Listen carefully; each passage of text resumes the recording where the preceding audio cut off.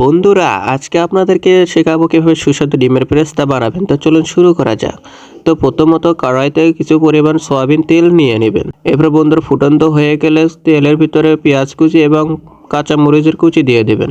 এরপর কিছুক্ষণ ধরে পেঁয়াজ এবং কাঁচামরিচ নাড়াচাড়া নেবেন। এরপর বন্ধুরা সামান্য পরিমাণ হলুদের গুঁড়া দিয়ে দেবেন। এরপর আবার সামান্য পরিমাণ লবণ দিয়ে নেবেন। এরপর বন্ধুরা কিছুক্ষণ ধরে পেঁয়াজ এবং মরিচগুলো ভাজা নেবেন এবং ভাজা হয়ে গেলে বন্ধুরা এরপরে দিয়ে দেবেন ডিম। আমি একটা বানাইতেছি, এই জন্য একটা হাঁসের ডিম দিতেছি। আপনারা পারলে যে কটা খুশি বানাতে পারেন এবং পরিবার মতো সব কিছু দিয়ে দেবেন। এবং বন্ধুরা যেমনটা দেখতেছেন ডিমগুলো দিয়ে দিলাম এবং বন্ধুরা এখন সল্লি দিয়ে, আসলে আমাদের বগুড়া ভাষায় সল্লি বলে, সল্লি দিয়ে বন্ধুরা সুন্দরভাবে লাড়াচাড়া করবেন যতক্ষণ তো না একটা পোড়া বড় ভাব আসতেছে, যেমনটা দেখতে পাচ্ছেন। দেখতে থাকুন। ফাইনালি বন্ধুরা আমার ডিমের পেরেস্তা তৈরি হয়ে গেছে। একদম সোজা রেসিপি, পারলে আপনারা বাড়িতে ট্রাই করে দেখতে পারেন।